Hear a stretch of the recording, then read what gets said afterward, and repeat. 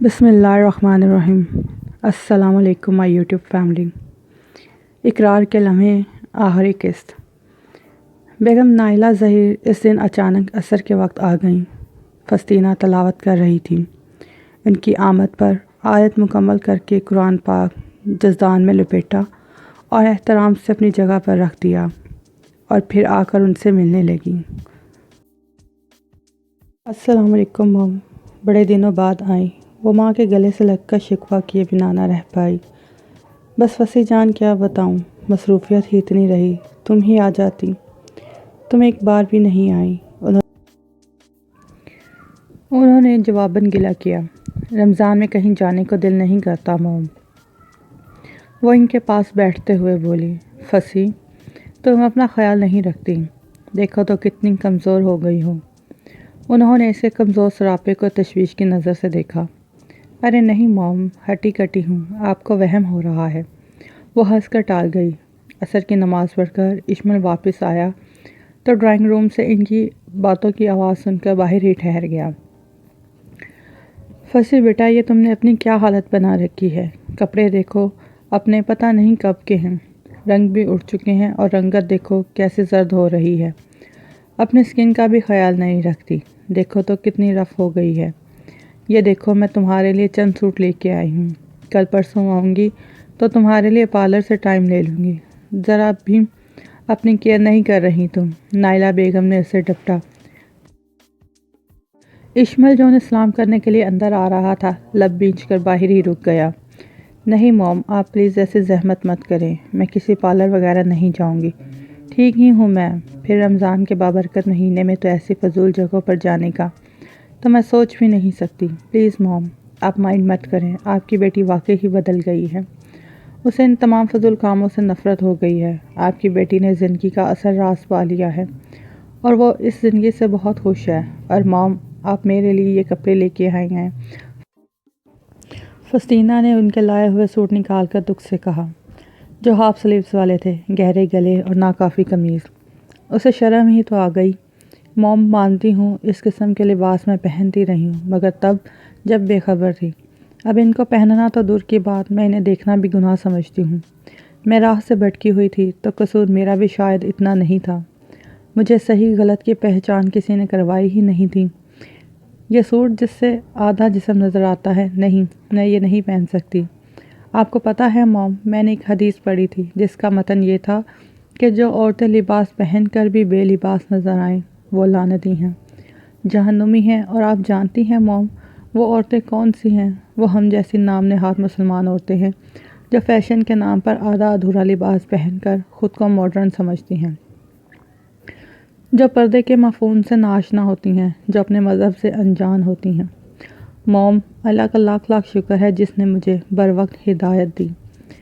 میں اپنی زندگی میں بہت خوش ہوں، مر کر بھی پرانی فسطینہ بننا گوارا نہیں کروں گی۔ اپنی زندگی کے وہ 20 سال تو مجھے زندگی کے بدترین سال لگتے ہیں۔ میں کبھی بھی ان دنوں میں واپس جانا نہیں چاہوں گی۔ میرا لباس آپ کو پرانا لگ رہا ہے، مگر میرے لیے آپ کے لائے ہوئے ان بیش قیمت سوٹوں سے زیادہ قیمتی ہیں، کم از کم میرے جسم کو ڈھانپے ہوئے ہیں نا۔ فسطینہ روانی سے بولتی ہوئی تھک سی گئی۔ بیگم ظہیر حیرت اور شرمندگی سے اپنی بیٹی کی باتوں کو سن رہی تھیں جس نے آج انہیں آئینہ دکھا دیا تھا۔ حیرت سے گنگ تو اشمل بھی تھا۔ یہ سب کچھ جو اس کے کانوں نے سنا، کیا یہ سب فسطینہ نے کہا یا وہ سننے میں غلطی کر گیا ہے؟ اس کے بدلے ہوئے انداز تو وہ کافی عرصے سے نوٹ کر رہا تھا، مگر وہ اتنا بدل چکی ہوگی اس کا اندازہ نہیں تھا اسے۔ اس کے خیالات جان کر اسے دلی خوشی ہوئی۔ فصیح، سوری بیٹا، میں کتنی غلط تھی۔ مائیں تو بیٹیوں کو اچھے برے کی تمیز سکھاتی ہیں، اور میں کتنی عاقبت اندیش ہوں جو یہ سب نہ خود سمجھ سکی نہ اپنی بیٹی کو سمجھا سکی۔ ان کی آنکھوں میں آنسو آ گئے۔ اٹس اوکے موم، فسطینہ نے ہاتھ تھپکے۔ فصیح بیٹا، اشمل کا رویہ کیسا ہے تمہارے ساتھ؟ اور تم نے بھی تو اسے پسند نہیں کیا تھا، تو اب تم، میرا مطلب ہے بیگم نائلہ ظہیر سے بات نہ بن پائی۔ یہ صحیح ہے موم کہ اس وقت میں اشمل کو پسند نہیں کرتی تھی، مگر اب یہ بھی سچ ہے کہ اگر اس کے زندگی سے نکل گئی تو مر جاؤں گی۔ جھکی نظروں سے اعتراف کرتی وہ اشمل ملک کے دل میں اتر گئی۔ یہی تو وہ پھانسی جو اسے فسطینہ کی طرف بڑھنے نہیں دے رہی تھیں، اور اب وہ بھی نکل گئی تھیں۔ موم، آج آپ ہمارے ساتھ افطار کریں گی نا؟ اس نے یکدم موضوع بدلتے ہوئے کہا۔ نہیں بیٹا، میں اب چلوں گی، تمہارے ڈیڈ کے آنے کا وقت ہو گیا ہے، وہ اپنی بیٹی سے نظریں چراتے ہوئے بولی۔ اشمل یکدم باہر نکل گیا۔ پھر نائلہ فسطینہ کو پیار کر کے چلی گئی۔ اشمل بیڈ پر لیٹا تو فسطینہ کی ساری باتیں ایک ایک کر کے اسے یاد آتی چلی گئیں، ساتھ ہی اپنی کوتاہیوں کا بھی احساس ہونے لگا۔ وہ اللہ اور اس کے رسول صلی اللہ علیہ وآلہ وسلم کا گواہ بنا کر اسے اپنے نکاح میں لے کر آیا تھا، اور اس کے بعد اس نے اس کے ساتھ کیا سلوک کیا۔ ایک دن بھی اس کے حقوق پورے نہیں کیے، نہ اس کے کھانے پینے کا خیال رکھا، نہ پہننے اوڑھنے کا۔ اسے رہنے کے لیے ایسا کمرہ دیا جو ہرگز رہنے کے قابل نہ تھا۔ گرمیوں میں خود اے سی کی ٹھنڈک میں پرسکون نیند کے مزے لیتا اور وہ گرمی کی شدت کو برداشت کرتی رہتی۔ سردیوں میں خود ہیٹر آن کر کے گرم بستر پر دبک جاتا، اور وہ اس کے پاس تو ڈھنگ کا بستر بھی نہ تھا۔ اشمل آج اپنی اور اس کی زندگی کا موازنہ کرنے لگا۔ کیا اللہ میری کوتاہیوں کے لیے مجھے معاف کر دے گا؟ وہ سوچ کر لرز اٹھا۔ اسے آپ صلی اللہ علیہ وآلہ وسلم کا آخری خطبہ یاد آ گیا، جس میں آپ صلی اللہ علیہ وآلہ وسلم نے کہا تھا کہ تم پر تمہاری بیویوں کے حقوق ہیں اور تمہاری بیویوں کے تم پر حقوق ہیں۔ اپنی بیویوں کے ساتھ نرمی اور مہربانی کا سلوک کرو۔ اور اس نے کیا کیا؟ اس نے اس کی غلطی کی سزا اسے اس طرح دی کہ اس کی ذات سے مکمل طور پر غافل ہو گیا۔ میں اتنا کم ظرف ہو گیا تھا کہ اس کی ایک خطا معاف نہیں کر پایا۔ اب اپنی اتنی ساری کوتاہیوں کی معافی اللہ سے کیسے مانگوں گا؟ وہ بے قرار ہو کر کمرے میں ٹہلنے لگا۔ فسطینہ کے کمرے میں جانے کا حوصلہ خود میں نہیں پا رہا تھا۔ میں معافی مانگ لوں گا فسطینہ سے، جب وہ معاف کر دے گی تو یقیناً اللہ بھی معاف کر دے گا۔ میں پچھلے 1.5 سال کی زیادتیوں کا ازالہ کرنے کی کوشش کروں گا۔ وہ خود سے عہد باندھ رہا تھا۔ پھر وضو کرنے واش روم کی طرف بڑھ گیا۔ عصر پڑھنے جا رہا تھا۔ فسطینہ کچن سے باہر آئی تو ہاتھ میں ایک لسٹ پکڑ رکھی تھی۔ سنیے، یہ چیزیں اپنے ساتھ لیتے آئیے گا۔ اس نے دھیرے سے لسٹ اشمل کی طرف بڑھائی۔ اشمل نے ہاتھ بڑھا کر لے لی۔ کیا ہے یہ؟ اس نے لسٹ پر سرسری نظر ڈالی۔ عید کے پکوان ہیں، آپ ساری چیزیں لے آئیں تاکہ میں وقت پر بنا لوں، کیا پتہ کل عید ہو جائے۔ آج 29واں روزہ ہے۔ اوہ ہاں، اشمل نے لسٹ لے لی۔ اوکے، واپسی پر لیتا آؤں گا۔ وہ جلدی میں تھا، عصر کا وقت ہو چکا تھا۔ آدھ گھنٹے بعد واپس آیا تو ہاتھ میں شاپر پکڑے ہوئے تھے۔ ساری چیزیں لا کر کچن میں رکھ دیں۔ فسطینہ کچن میں نہیں تھی، شاید نماز پڑھ رہی تھی۔ وہ اپنے کمرے کی طرف بڑھا اور پھر 5 منٹ بعد گاڑی کی چابی اٹھا کر باہر چلا گیا۔ فسطینہ نماز پڑھ کر واپس آئی تو کچن میں ساری چیزیں رکھی ہوئی تھیں۔ اس نے شاپر کھول کر چیک کیے، ساری چیزیں موجود تھیں۔ اس نے شیر خورما کے لیے سامان منگوایا تھا۔ سوچا اگر چاند نکل آیا تو رات کو ساری چیزیں بنا کر فریج میں رکھ دوں گی۔ ساری چیزیں سائڈ پر رکھ کر وہ افطاری کی تیاری کرنے لگی۔ افطاری کا وقت قریب تھا، اشمل ابھی تک واپس نہیں آیا تھا۔ اس وقت تو وہ عموماً گھر پر ہوتا تھا۔ اسے فکر ہونے لگی، نظریں بار بار گھڑی کی طرف اٹھ جاتی۔ آخر افطاری سے 5 منٹ پہلے وہ چلا آیا۔ ہاتھوں میں 3-4 شاپنگ بیگز تھے، شاید کچھ خریداری کر کے آیا تھا۔ وہ سارے شاپرز اپنے کمرے میں لے گیا۔ 2 منٹ بعد باہر آیا تو اذان ہونے لگی تھی۔ اشمل نے روزہ افطار کیا۔ اشمل ڈائننگ روم میں روزہ افطار کرتا تھا، جبکہ فسطینہ کچن میں۔ اشمل نے کبھی اسے اپنے ساتھ کھانے کے لیے نہیں کہا تھا، اور فسطینہ خود سے یہ جرأت کر نہیں سکتی تھی۔ پہلی بار اشمل کو اپنے اس طرز عمل پر ندامت محسوس ہوئی۔ رویت ہلال کمیٹی حسب معمول چاند دیکھنے میں ناکام تھی، اور یوں عید اگلے دن تھی۔ فسطینہ آج صبح سے ہی کام میں لگی ہوئی تھی۔ پہلے پورے گھر کو از سر نو صاف کیا، پھر افطاری بھی وقت سے پہلے تیار کر لی۔ فارغ ہو کر شیر خورما تیار کرنے لگی۔ چاٹ بھی اس نے پہلے سے بنا کر فریج میں رکھ دی۔ پھر شیر خورما کے لیے ڈرائی فروٹس کاٹنے لگے۔ ساری چیزیں ریڈی کر کے اس نے سائڈ پر رکھ دی، باقی کام افطاری کے بعد کرنا تھا۔ رات 11 بجے فارغ ہوئی تو کچن صاف کر کے اپنے کمرے میں چلی آئی۔ ابھی اس نے عشاء کی نماز بھی نہیں پڑھی تھی، اشمل باہر چلا گیا تھا۔ نماز پڑھ کر وہ جائے نماز پر ہی بیٹھی رہی اور پھر اپنے رب سے کلام کرتے کرتے کب اس کی آنکھوں سے آنسوں کی لڑی جا رہی اسے خبر ہی نہ ہوئی۔ وہ باقاعدہ ہچکیوں سے رو رہی تھی اور پھر اس نے اپنا سر سجدے میں رکھ دیا۔ رو رو کر اپنے رب سے اپنے گناہوں کی معافی مانگنے لگی۔ اشمل گھر لوٹا تو یہ عہد کرتا ہوا آیا تھا کہ آج وہ فسطینہ کو منا لے گا۔ کل عید کا دن تھا اور وہ چاہتا تھا کہ وہ بھی دل سے عید منائے اور خود بھی تو عید بھرپور طریقے سے منانا چاہتا تھا۔ اس کے قدم بے اختیار فسطینہ کے کمرے کی طرف بڑھتے چلے گئے، مگر کمرے کے بیچوں بیچ اب وہ حیرت زدہ سا کھڑا تھا۔ فسطینہ سجدے میں گری اپنے رب سے مناجات میں مصروف تھی۔ وہ کچھ دیر کھڑا اسے تکتا رہا، پھر بے اختیار اس کی طرف بڑھتا چلا گیا۔ اس کے پاس پنجوں کے بل بیٹھ کر اس کے وجود کو بازوؤں کے حلقے میں لے کر اٹھایا۔ فسطینہ نے سر اٹھا کر حیرت سے اسے دیکھا۔ اس کی آنکھیں رونے سے سرخ ہو رہی تھیں اور آنسو قطار در قطار بہے چلے جا رہے تھے۔ اشمل نے ہاتھ بڑھا کر اس کے آنسو اپنی پوروں پر چنے اور کچھ کہے بغیر اسے اٹھایا اور اپنے بازوؤں کے حلقے میں لیے اپنے کمرے کی طرف بڑھا۔ فسطینہ حیرت سے کچھ بول ہی نہ سکی اور بغیر کسی مزاحمت کے اس کے ساتھ گھسٹی چلی گئی۔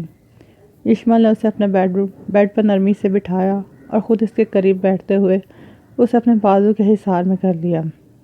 فسطینہ کی سمجھ میں یہ ساری مسٹری نہیں آ رہی تھی کہ یکایک اشمل کو ہوا کیا۔ فسی I am sorry for my rude behaviour, sorry for everything, وہ نادم لہجے میں بولتا اسے حیران کر گیا۔ اس نے حیرت سے آنکھیں اٹھا کر اسے دیکھا۔ میں جانتا ہوں یہ ایک لفظ سوری ان تمام زیادتیوں کا ازالہ نہیں کر سکتا فسی، تمہارے پچھلے اذیت بھرے دنوں کا ازالہ یہ ایک لفظ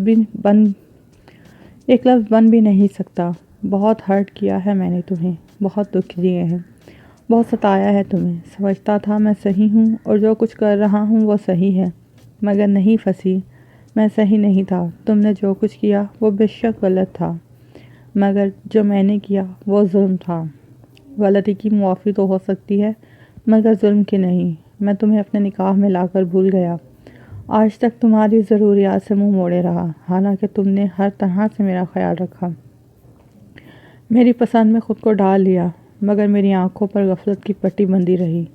فسی، آج میں نے وہ پٹی اتار پھینکی ہے، میں نے نام نہاد انا کو ختم کر دیا ہے، میں پورے دل سے تمہاری طرف آیا ہوں۔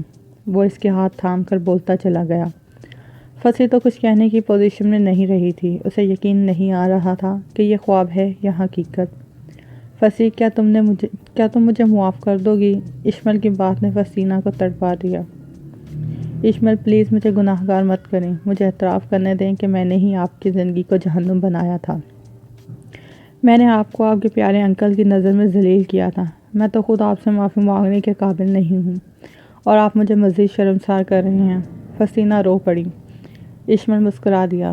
بس تو پھر حساب برابر، اشمل نے کہا تو فسطینہ چونک کر اس کی طرف دیکھا۔ وہ اس کی بات کا مطلب نہیں سمجھ سکی تھی۔ میں نے تمہیں معاف کیا اور تم مجھے معاف کر دو، حساب برابر ہو جائے گا، وہ اس کا ہاتھ پکڑ کر قدرے شوق لہجے میں بولا تو فسطینہ جھینک گئی، ہاتھ اس کی گرفت سے چھڑانے لگی، مگر وہ ہاتھ تو کیا چھوڑتا، اسے ہی اپنی گرفت میں لے لیا۔ اوہو، بہت رہ لیے الگ الگ، اب اور نہیں۔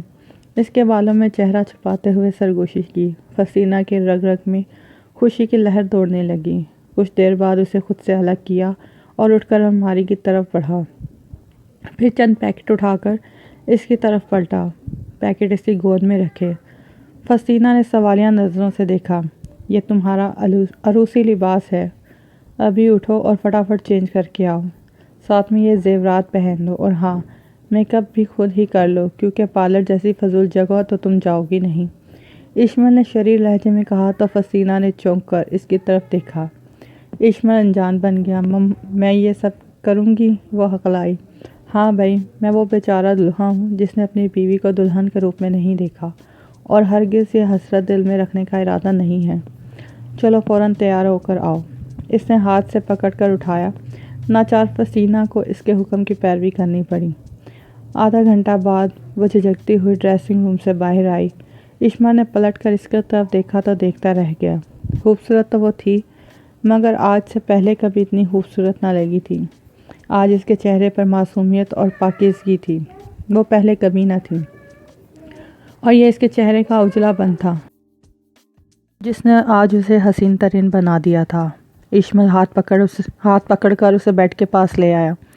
اشمل نے دراز سے 2 پیکٹ نکالیے، ایک میں سے گولڈ کے کنگن نکالے اور اس کے خوبصورت ہاتھوں میں پہنا دیے، اور دوسرا پیکٹ کھولا تو اس میں رنگ برنگی کانچ کی چوڑیاں تھیں۔ اس نے فسینہ کا ہاتھ تھام کر بڑے پیار سے اس کی کلائی میں چوڑیاں چڑھائیں۔ مجھے ان کا شور بہت پسند ہے۔ چوڑیوں کو انگلی سے چھیڑتے ہوئے سرگوشی کی۔ فسینہ کا دل بری طرح سے دھڑک رہا تھا۔ اشمل کا یہ روپ کب دیکھا تھا اس نے؟ فسی، میں تم سے نفرت کبھی نہیں کرتا تھا، ہاں البتہ تمہارا انداز مجھے بہت ناگوار گزرتا تھا۔ تم میرے انکل کی بیٹی تھی، مجھے لڑکیوں میں بے حیائی دیکھ کر دکھ ہوتا تھا۔ میں تمہاری آزاد روش سے نفرت کرتا تھا، تم سے نہیں۔ پھر حالات یوں ہو گئے کہ میں تم سے منتفر ہوتا چلا گیا۔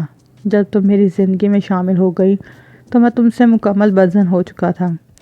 وہ فسینہ کو پہلو میں لٹائے اس کا ہاتھ اپنے ہاتھ میں لے کر دھیرے دھیرے سے کہنے لگا، میرے اندر کا تنفر تم پر آہستہ آہستہ نکلنے لگا۔ میں تمہیں زچ کر کے خوش ہوتا تھا، پھر رفتہ رفتہ تم نے خود کو بدلنا شروع کیا۔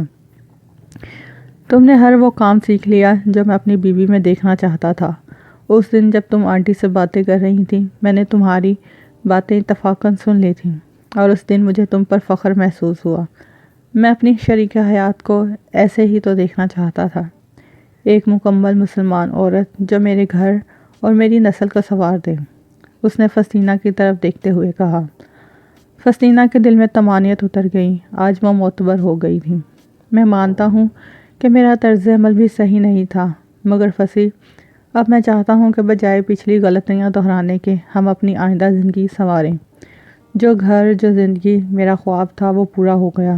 جس قسم کی بیوی کی میں خواہش رکھتا تھا تم بالکل ویسی بن چکی ہو۔ میں اپنے رب کا شکر گزار ہوں کہ وہ اتنی خطاؤں کے باوجود اس نے مجھے نواز دیا۔ وہ نم لہجے میں بولا۔ فسینہ چپ چاپ اسے سن رہی تھی۔ یہ سب سننا اسے اچھا لگ رہا تھا۔ میں خود ہی بولے جا رہا ہوں، تم بالکل خاموش ہو۔ کچھ تم بھی اپنی پسند ناپسند بتا دو۔ کیا میں تمہیں پسند ہوں؟ اشمل نے یکدم رخ اس کی طرف کیا۔ وہ بری طرح سٹپٹا گئی۔ بولو فسی، کیا تم میرے ساتھ خوش ہو؟ اشمل نے اس کے گال پر ہاتھ رکھ کر دھیرے سے کہا۔ فسینہ کے پاس تو لگتا تھا لفظ ختم ہو گئے ہیں۔ اس نے اپنے گال پر رکھے اس کے ہاتھ پر اپنا ہاتھ رکھا اور پھر اس کا ہاتھ ہولے سے اپنے لبوں سے لگایا۔ میں خوش نہ ہوتی اشمل تو یوں خود کو چینج بھی نہ کرتی، دھیرے سے بولتی اشمل کو نہال کر گئی۔ تھینکس فسی، وہ اسے اپنے حصار میں لیتے ہوئے بولا۔ فسینہ نے اپنا سر اس کے سینے پر رکھ دیا۔ ایک عمر کی آبلہ پائی کو قرار آنے لگا تھا۔ اور سنو، کل اچھی طرح سے تیار ہونا، میں اپنی عید پہلی بار اپنے سسرال میں منانا چاہتا ہوں۔ اشمل نے سرگوشی کی تو فسینہ نے سر اٹھا کر اسے دیکھا۔ کیا تم چلو گی میرے ساتھ؟ دھیرے سے اس کے بالوں کی لٹ کھینچتے ہوئے بولا۔ فسینہ نے سر اس بات میں ہلا دیا۔ تھینکس اشمل، آپ بہت اچھے ہیں۔ مائی گاڈ، تم بھی 99% عورتوں کی طرح نکلی، وہ مصنوعات بھرتے ہوئے بولا۔ کیا مطلب؟ وہ حیران ہوئی۔ اتنی دیر سے میں تمہاری تعریف کر رہا تھا، پتہ نہیں کیا سچ جھوٹ بول رہا تھا اور تم خاموش تھی، اور اب جب میکے جانے کا کہا تو میں ایک دم سے اچھا ہو گیا، وہ شرارت سے بولا۔ فسینہ بری طرح جھینپ گئی۔ جی نہیں، میرا یہ مطلب نہیں تھا۔ تو پھر کیا مطلب تھا تمہارا؟ وہ یکدم انداز بدل کر بولا۔ کچھ نہیں، مجھے نیند آ رہی ہے، صبح جلدی اٹھنا ہوگا، وہ گھبراہٹ میں بول گئی۔ اشمل ہنس دیا۔ کوئی نہیں، نیند کا نام نہیں لینا، آج کی رات میری چاند رات ہے، لہٰذا آج تو میرا پروگرام رت جگہ کا ہے، اور ظاہر ہے تم میرا ساتھ دو گی، وہ اس کے گرد گھیرا تنگ کرتے ہوئے بولا، اور فسینہ کوئی راہ فرار نہ پا کر پسپا ہو گئی۔ رات دھیرے دھیرے بیت کر عید کی نوید لانے والی تھی، مگر فسینہ کی زندگی میں عید آ چکی تھی۔ وہ اپنے رب کی شکر گزار تھی جس نے اسے رمضان کے روزوں کا بہترین انعام عطا کیا تھا۔ اگر آپ کو ہماری ویڈیو پسند آئے تو ویڈیو کو لائک اور شیئر کریں اور چینل کو سبسکرائب کریں۔ اور گھنٹی کے بٹن کو دبائیں تاکہ ہماری ہر نئی آنے والی ویڈیو کا نوٹیفیکیشن سب سے پہلے آپ کو ملے۔ شکریہ۔